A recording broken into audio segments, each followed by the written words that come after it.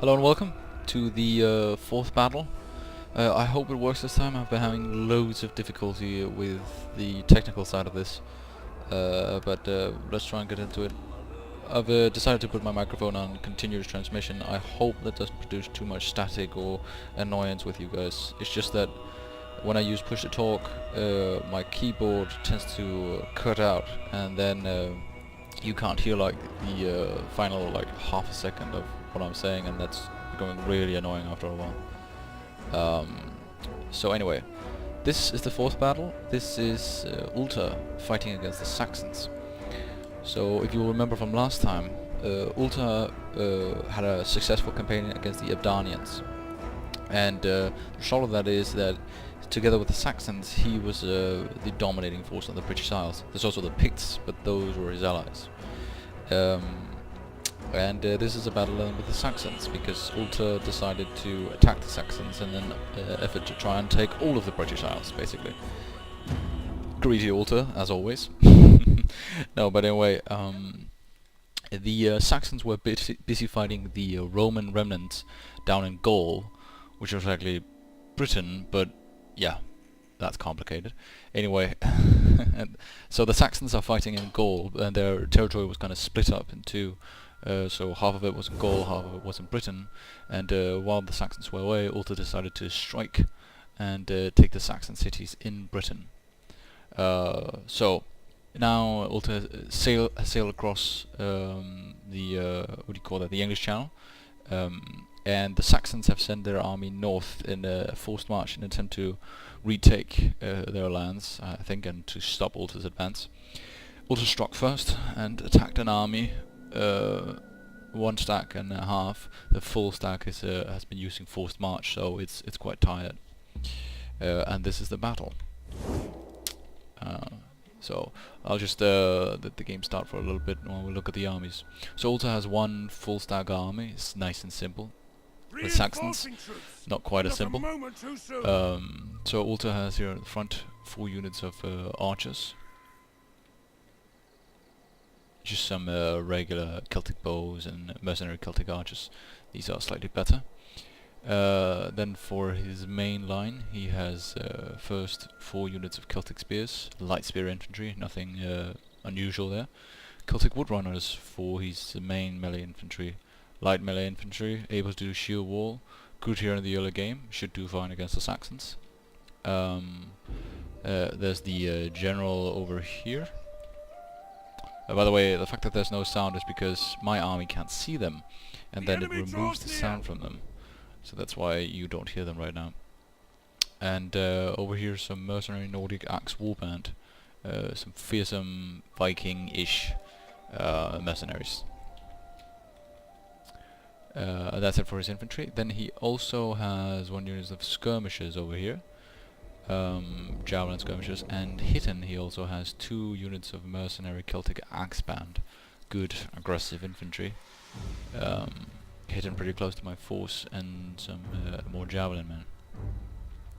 Now let's take a... oh yeah, before I forget it, there's also some cavalry.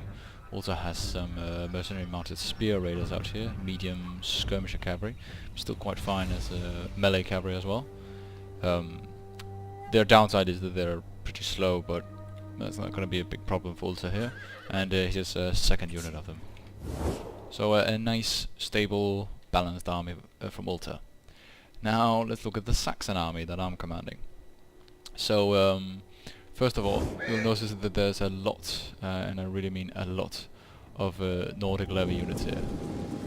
Medium spear infantry. They are quite shit, but not as bad as many of the other levies from other factions. They are infantry, and you know they can fight for themselves, but not that well. And I think like 50% of my force or something like that is just Nordic levies. Many of them are very tired though.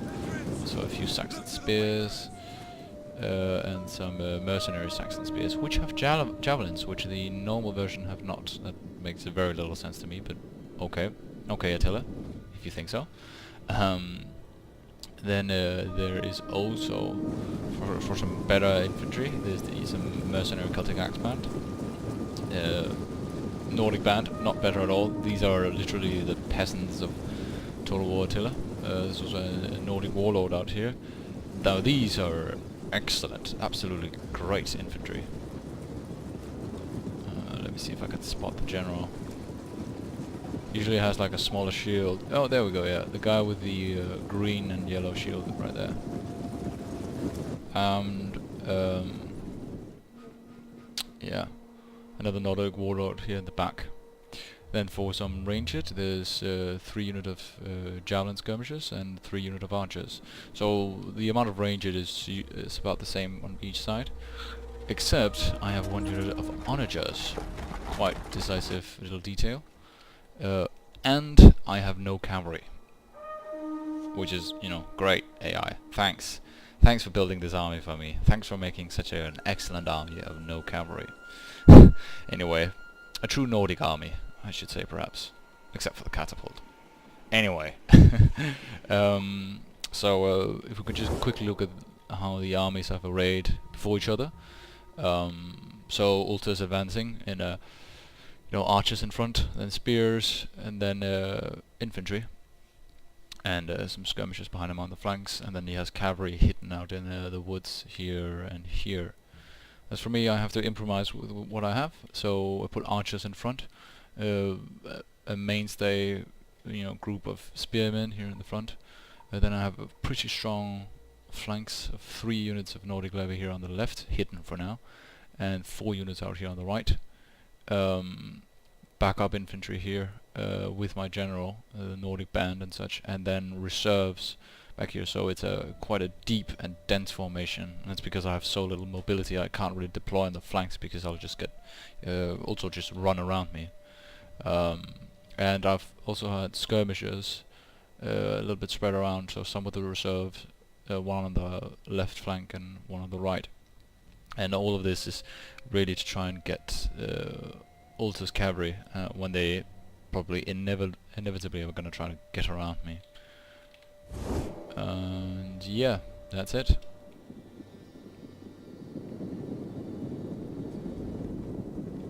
Battle's about to commence. Now, I have not spotted these units over here, so that'll be interesting. I'm expecting Ulters to be a little bit more cautious and not attack too fast. Although you can see the numbers there, that there is significantly more Saxons than Celts today. But the cost of the 2 armies are roughly equal, because these Nordic levy are quite cheap. And there we go. The ambushers are on the right, are spotted. I move some my units to get ready, and also moves the cavalry around. There's a pretty good unit or a pretty good group of units here for wrecking my right flank completely. So their Ulter's main force advances onwards. Catapult is getting some shots off. Nice run right there. And the over here, the Celts charge.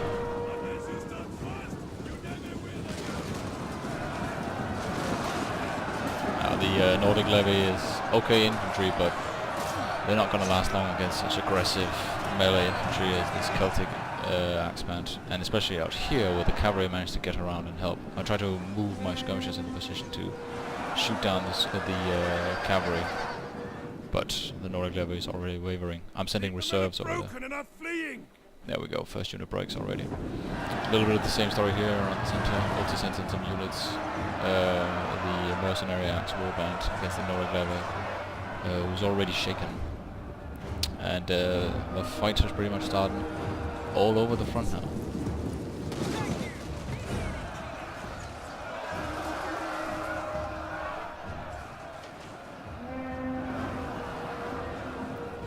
Out here on the left, I am lucky that Ulter seems to have forgotten one of his cavalry units. So I'm assuming this left flank is completely free, and I'm moving up. So you can sense trend here that Ulter is strong on the right, I'm strong on the left. So I'm trying to use skirmishes to slow the advance of Ulters, and it seems to hurt some of his men, but I have large units breaking off early in the game here. It's really not quite good. 2 units of more than 100 men breaking off and moving more reserves over there.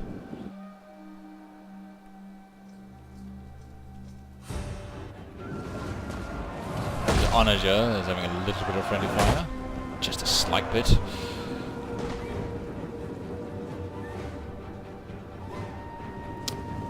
Now 4 units are being committed over to the right, and I think this kind of shores up the defenses.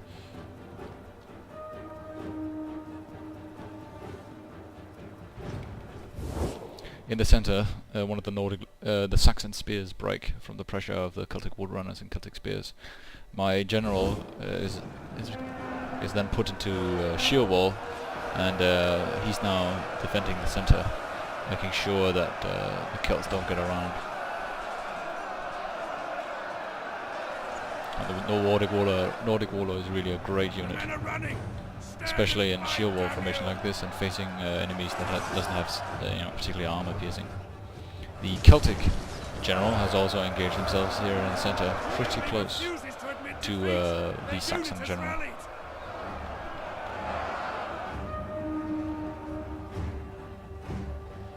Anyway, the fight is somewhat stabilized. Ulter is now moving his cavalry out on the left.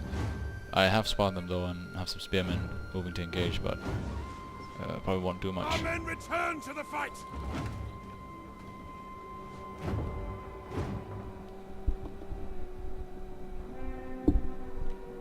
So all along the center, my units are breaking and running. The second warlord unit is put into shield wall to kind of defend, and it ends up being a very weird, very thin shield wall, but it works pretty much. And there's not much space for the Celts to get around. They see their chance though and run straight for the catapults. On the left, the Celts break, and that frees up 4 units of infantry for me. And together with here in the center, where also another unit of the Celt breaks, I suddenly have a lot of units, and I just focus them in towards the Celtic general. On the right, Saxons and Celts are fighting in somewhat equal melee here now, but the Celts have some archers behind, so it's not going to look good for the Saxons. Men are running! Stand and fight, damn you!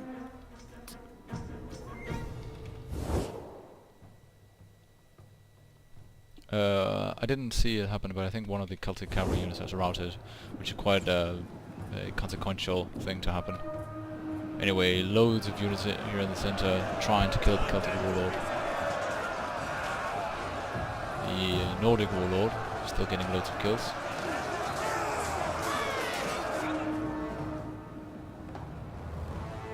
Our men flee the field of battle. Both sides still have quite a few skirmishing units remaining.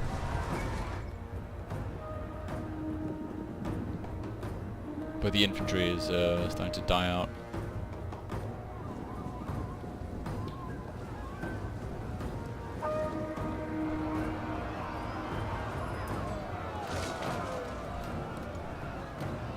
I pull out some of the units here from the center.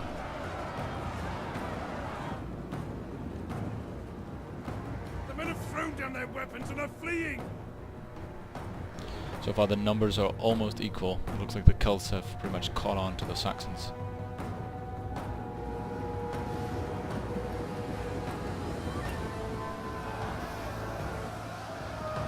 Nordic levy charging in. And so the fight really comes down to which general can beat the other in the center. The Celtic warlord or the Nordic warlord.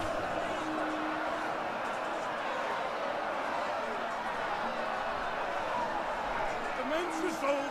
A unit is running from the enemy.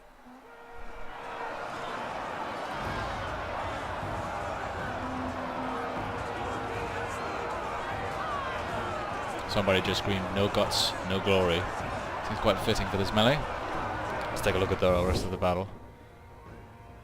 So it looks like, spread encounters where one unit engages another, or sometimes 2 engages each other. Looks like the Nordic warlord is winning over the Celtic warlord though.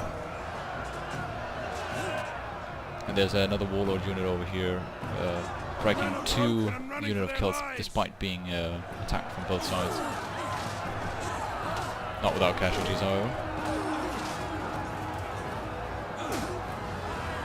Not sure what she's doing. Oh, off with the arm. Ow. And down she goes.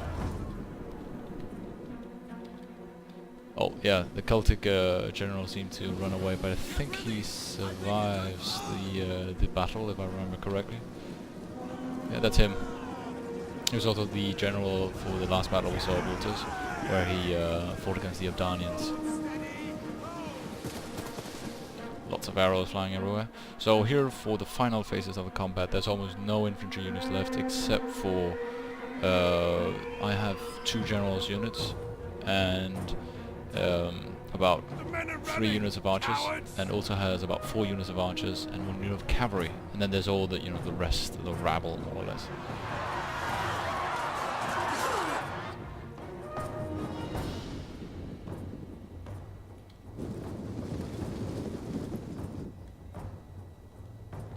Many of the units are now running away. Still, the Saxons have a slight advantage in number, about 100 men. Well, what's really different here now is that the quality is of the Saxons is superior, because the warlord units are still pretty whole. Our men flee the field of battle. This is a shameful display. One more unit of spearmen running away.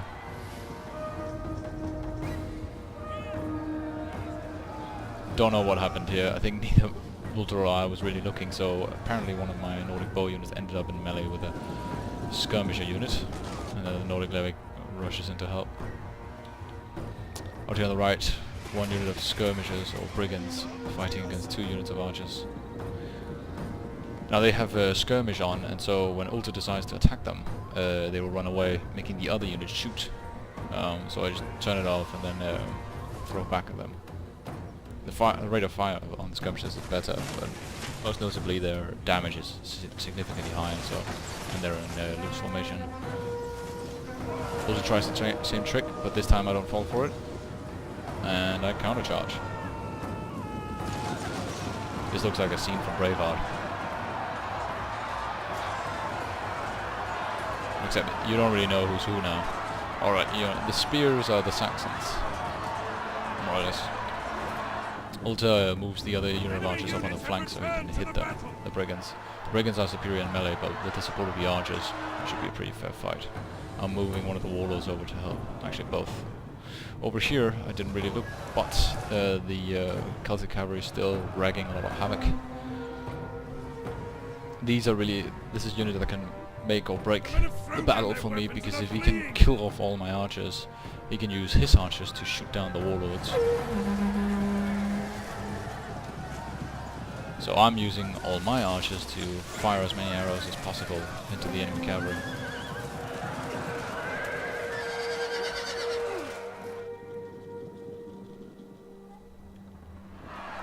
Over here, this fight turned pretty bloody.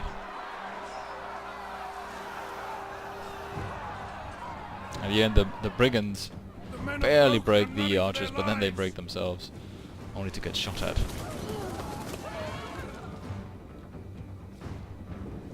The cavalry charges in, but there's just not enough of them, and with the help of the other archer unit, this archer unit is actually able to beat the cavalry.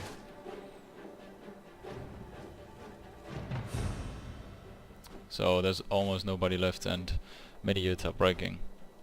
I think at this point Ulter decides to make a general retreat. Oh yeah, the last of the cavalry is dying off. The men are running! Stand and fight, damn you! Yeah. Ulter decides to retreat.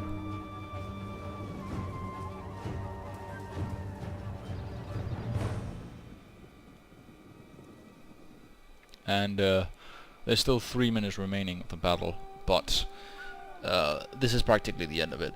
So just gotta wrap it up. So first of all, look at that battlefield. This was one of the best battles in the campaign, actually. It was, there was a lot of things happening, and it was reasonably balanced and just a lot of fun to play. Now, the fact that the Saxons ended up being victorious today meant that Ulter was not able to beat them in Gaul, and they could then travel to Britain again, and they took London from Ulter. And they did resist him for quite a while there, ending up being quite of a nuisance and not being able to cut them off or kill them off as quickly as he wanted. The Saxons, proved to be quite an annoyance for a while. But after enough time, though, Ulter's able to grind them down and kill them, chase them out of London, and then kill all the remaining Saxons. So at this battle, what really proved to be the decisive factor I found was the Nordic warlords being able to hold their ground and kill off loads of Celts and still maintain quite a few units themselves. I think Ulter did brilliantly in terms of both of his deployment and of the execution and the microing. Perhaps he could have used his cavalry some more, I'm sure, but especially the flanking unit in the beginning really meant that I used up almost all of my reserves committing to that right side, and I only barely managed to hold it. So I'm not quite sure what should have been done differently, but it was a good battle nonetheless. The enemy should know when the odds are hopeless. Yes. We're just gonna take a little bit look at the kills. Unfortunately, we can't see that many. A Pyrrhic victory, but you can see the overall picture though. So yeah, here you see it. So there was about 4,250 or 4,300 Saxons, and they lost almost 3,500. No, 3,500. Whoops. The Celts deployed only 3,000 and lost 2.5. So the Celts actually killed 1,000 more than they lost themselves. So I don't really think it was that much of a victory for the Saxons. And the remaining sides is a little bit, well, not that great. So you can't see what the other Nordic warlord got of kills, but at least this one got 220. And when you compare it with a lot of these Nordic levies, except this one who did well, that's really a game changer. But for Ulter's units, it was these two units were the ones that charged in the beginning. I think this one got shot down by skirmishers, but this one managed to get free reign and just kill loads of Nordic levy, and you can see that in the kills, 218. Same with this one. The Nordic Axe Warband also charged in early, got 240 kills in total. I think these two units were on my left flank, and so they were surrounded and cut down, but even then they still got like 92 and 115 kills. Compare that with the Nordic levy, who were surrounded and cut down on my right flank. They got like 23 and 52 kills.